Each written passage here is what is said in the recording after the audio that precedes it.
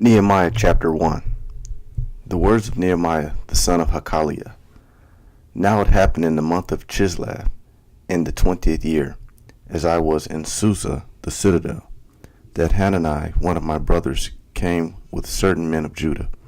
And I asked them concerning the Jews who escaped, who had survived the exile, and concerning Jerusalem. And they said to me, the remnant there in the province who had survived the exile is in great trouble and shame. The wall of Jerusalem is broken down, and its gates are destroyed by fire. As soon as I heard these words, I sat down and wept and mourned for days. And I continued fasting and praying before the God of heaven.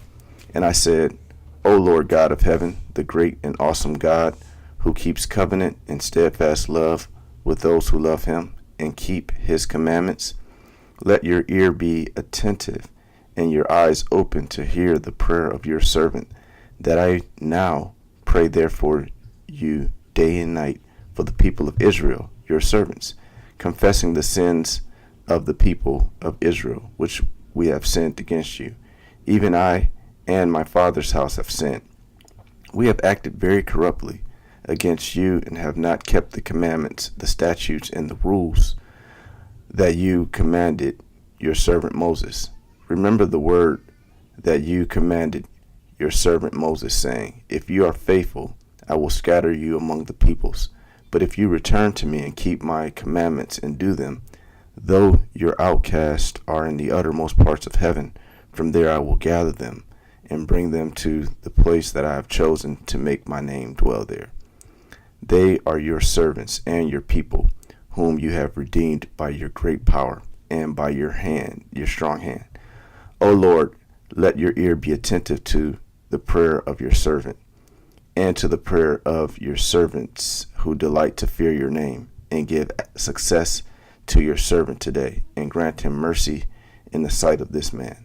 Now I was cupbearer to the king. In the month of Nisan, in the 20th year of King Artaxerxes, when wine was before him, and this is Nehemiah chapter 2. In the month of Nisan, in the 12th year of King Artaxerxes, when wine was before him, I took up the wine and gave it to the king. Now I had not been sad in his presence. And the king said to me, why is your face sad, seeing you are not sick? This is nothing but sadness of heart. Then I was very much afraid. I said to the king, let the king live forever. Why should not my face be sad when the city, the place of my fathers' graves, lies in ruins, and its gates have been destroyed by fire? Then the king said to me, what are you requesting? So I prayed to the God of heaven, and I said to the king, if it pleases the king, and if your servant has found favor in your sight, that you send me to Judah, to the city of my father's graves, that I may rebuild it. And the king said to me, the queen sitting by his side, how long will you be gone, and when will you return? So it pleased the king to send me when I had given him a time.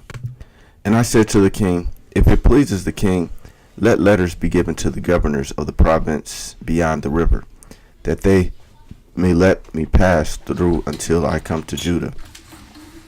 And a letter to Asaph, the keepers of the king's forest, that he may give me timber to make beams for the gates of the fortress of the temple, and for the wall of the city, and for the house that I should act. And the king granted me what I asked, for the good hand of my God was upon me. Then I came to the governors of the province beyond the river and gave them the king's letters. Now the king had sent with me officers of the army and horsemen. But when Sanballat the Horonite and Tobiah the Ammonite servant heard this, it displeased them greatly that someone had come to seek the welfare of the people of Israel. So I went to Jerusalem and was there 3 days. Then I arose in the night, and I and a few of men with me, and I told no one what my God had put into my heart to do for Jerusalem. There was no animal with me but the one on which I rode. I went out by night, by the valley gate, to the dragon spring, and to the dung gate, and I inspected the walls of Jerusalem that were broken down, and its gates that had been destroyed by fire. Then I went on to the fountain gate and to the king's pool, but there was no room for the animal that was under me to pass. Then I went up in the night by the valley and inspected the wall, and I turned back and entered by the valley gate, and so returned.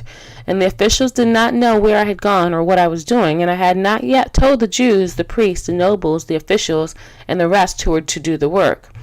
Then I said to them, "You see the trouble we are in, how Jerusalem lies in ruins with its gates burned. Come, let us build the wall of Jerusalem, that we may no longer suffer derision." And I told them of the hand of my God that had been upon me for good, and also of the words that the king had spoken to me. And they said, "Let us rise up and build." So they strengthened their hands for the good work. But when Sanballat the Honorite, and Tobiah the Ammonite servant, and Geshem the Arab heard of it, they jeered at us and despised us and said, "What is this thing that you are doing? Are you rebelling against the king?" Then I replied to them, "The God of heaven will make us prosper, and we his servants will arise and build, but you have no portion or right or claim in Jerusalem." Nehemiah chapter 3, verses 1 through 14. Then Eliashib the high priest rose up with his brothers and the priests, and they built the sheep gate. They consecrated it and set its doors. They consecrated it as far as the Tower of the 100, as far as the Tower of Hananel, and next to him the men of Jericho built. And next to them Zaccur the son of Imri built. The sons of Hassenaah built the fish gate. They laid its beams and set its doors, its bolts, and its bars. And next to them Meremoth the son of Uriah, son of Hakaz, repaired. And next to them Meshullam the son of Berechiah, son of Meshabel, repaired. And next to them Zadok the son of Baanah repaired. And next to them the Tekoites repaired. But their nobles would not stoop to serve their lord. Joiada the son of Paseah and Meshullam the son of Besoadiah repaired the gate of Yeshanah. They laid its beams and set its doors, its bolts, and its bars. And next to them repaired Melatiah the Gibeonite and Jadon the Meronothite, the men of Gibeon and of Mizpah, the seat of the governor of the province beyond the river. Next to them Uziel the son of Harhaiah, goldsmiths, repaired. Next to him Hananiah, one of the perfumers, repaired, and they restored Jerusalem as far as the broad wall. Next to them Rephaiah the son of Hur, ruler of the half district of Jerusalem, repaired. Next to them Jediah the son of Haramath repaired opposite his house. And next to him Hattush the son of Hashabniah repaired. Malchijah the son of Harim and Hashub the son of Pahath Moab repaired another section and the Tower of the Ovens. Next to him Shallum the son of Halohesh, ruler of half the district of Jerusalem, repaired, he and his daughters.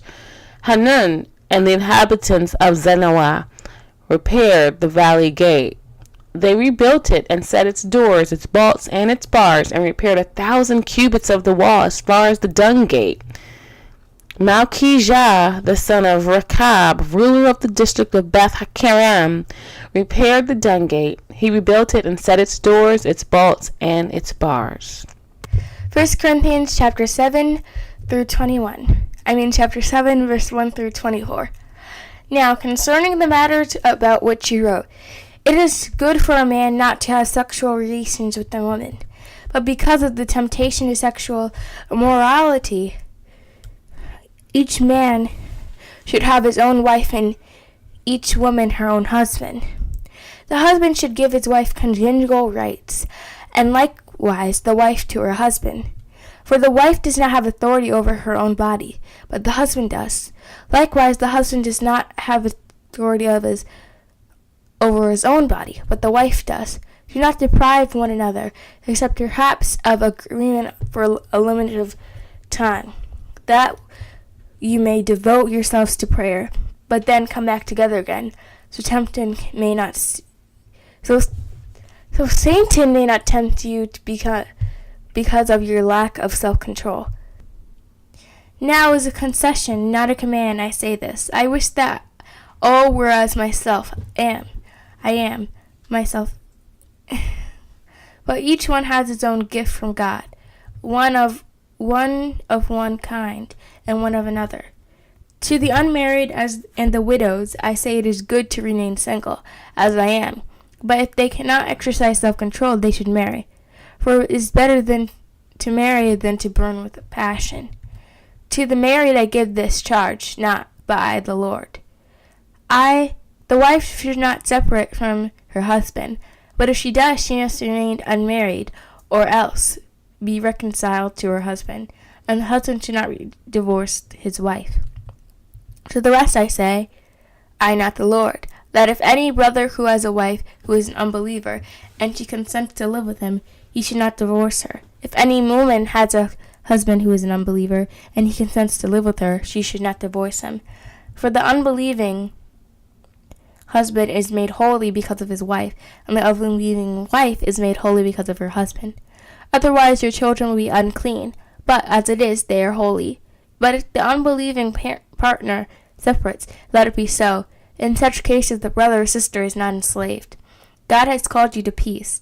For how do you know, wife, whether you will save your husband? Or how do you know, husband, whether you will save your wife? Only let each person lead the life that the Lord has assigned him, and to which God has called him. This is the rule in my church, in all the churches. Was anyone at the time already circumcised? Let him not seek to remove the marks of circumcision. Was anyone at the time of his call uncircumcised? Let him not seek circumcision. But for neither circumcision counts for anything nor uncircumcision, but keeping the commandments of God. Each one should remain in the condition in which he was called.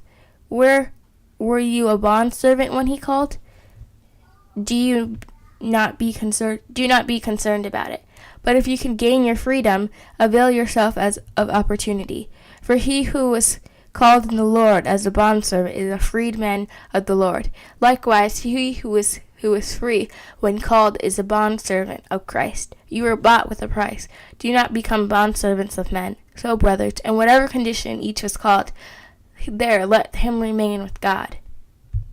Psalm chapter 31, verse 19 through 24. Oh, how abundant is your goodness, which you have stored up for those who fear you, and worked for those who take refuge in you. In the sight of the children of mankind, in the cover of your presence you hide them from the plots of men. You store them in your shelter from the strife of tongues. Blessed be the Lord, for he has wondrously shown his steadfast love to me. When I was in a besieged city, I had said in my alarm, I am cut off from your sight. But you heard the voice of my pleas for mercy when I cried to you for help. Love the Lord, all you his saints. The Lord preserves the faithful, but abundantly repays the one who acts in pride. Be strong and let your heart take courage, all you who wait for the Lord. Proverbs chapter 21, verse 4.